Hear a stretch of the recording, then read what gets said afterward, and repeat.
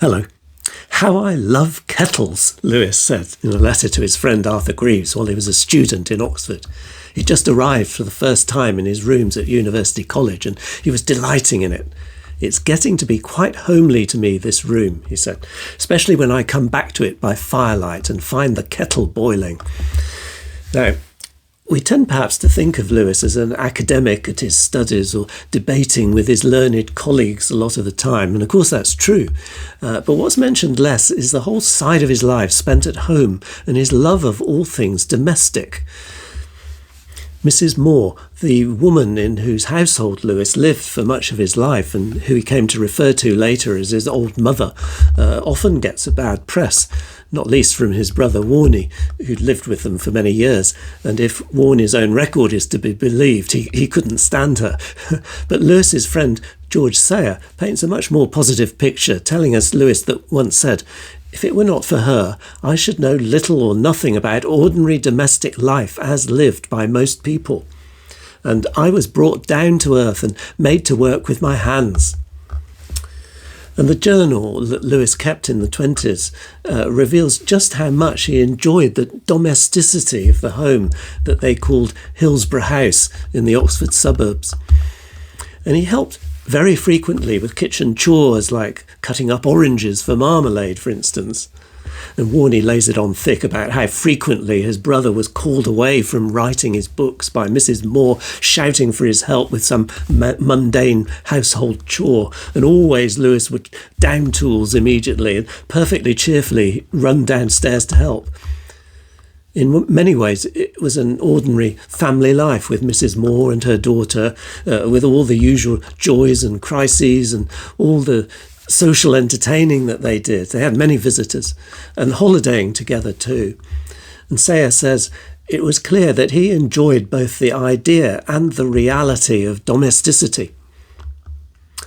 Homeliness, to use that word, was a quality Lewis had long relished with his friend Arthur Greaves, and it's frequently mentioned in their letters.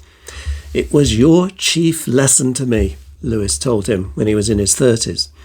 And according to Lewis's brother Warnie, what Arthur called the homely was the natural food both of his heart and his imagination, a bright hearth seen through an open door as we passed, a train of ducks following a brawny farmer's wife, a drill of cabbages in a suburban garden.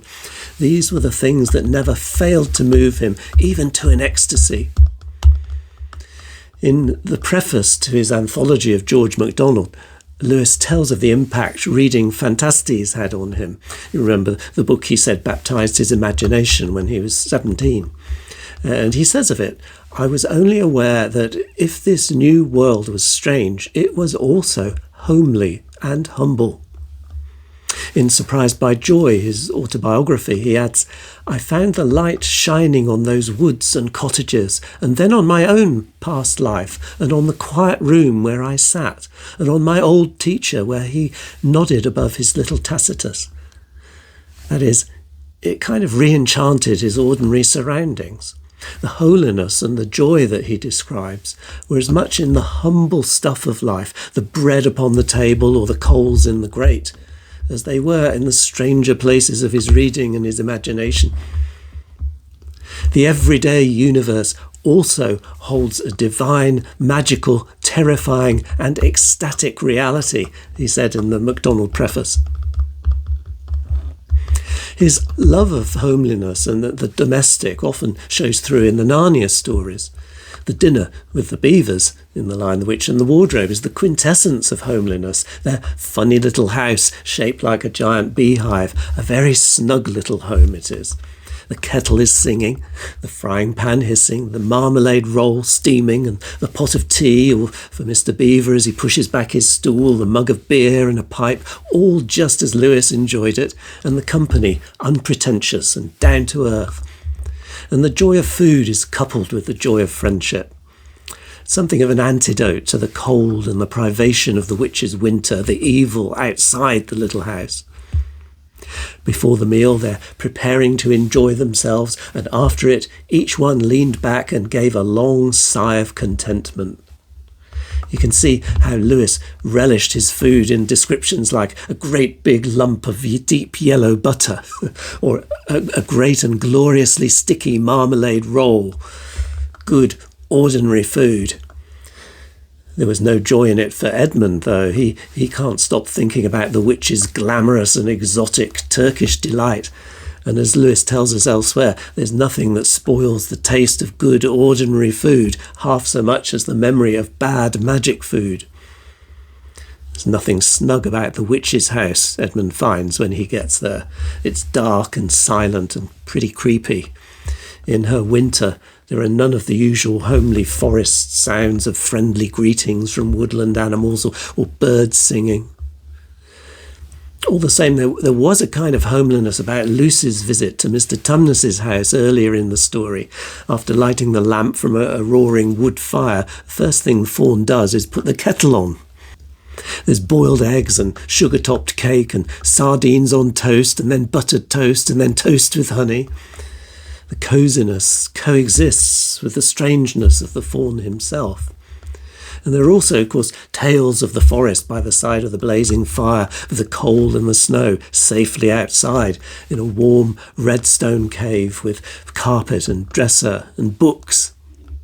Books could be homely for Lewis too. Books like Dickens' The Old Curiosity Shop.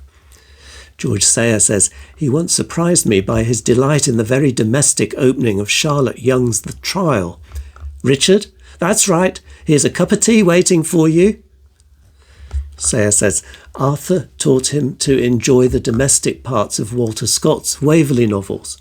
He in turn would teach many of his pupils to enjoy such things. Landscapes are sometimes homely too, with that English village and country feeling. In The Magician's Nephew, you find the homeliness in Queen Helen, dragged across from our world to Narnia, still wearing her apron and with sleeves rolled up from the washing up. Lewis sets the most awesome beauty and glory side by side with the earthy and the humble. Take, for instance, the very grand moment in The Magician's Nephew when the creatures are made talking beasts. First, there's the solemn, almost liturgical response of the animals. Hail, Aslan, we hear and obey. We are awake, we love, we think, we speak, we know. And then comes, but please, we don't know very much yet, said a nosy, snorty kind of voice. And again, after the Great Commission, Aslan gives them the dreadful warning not to return to the ways of the dumb animals. There comes the jackdaw's first joke. No fear, he says. And everyone laughs. The first laughter of Narnia.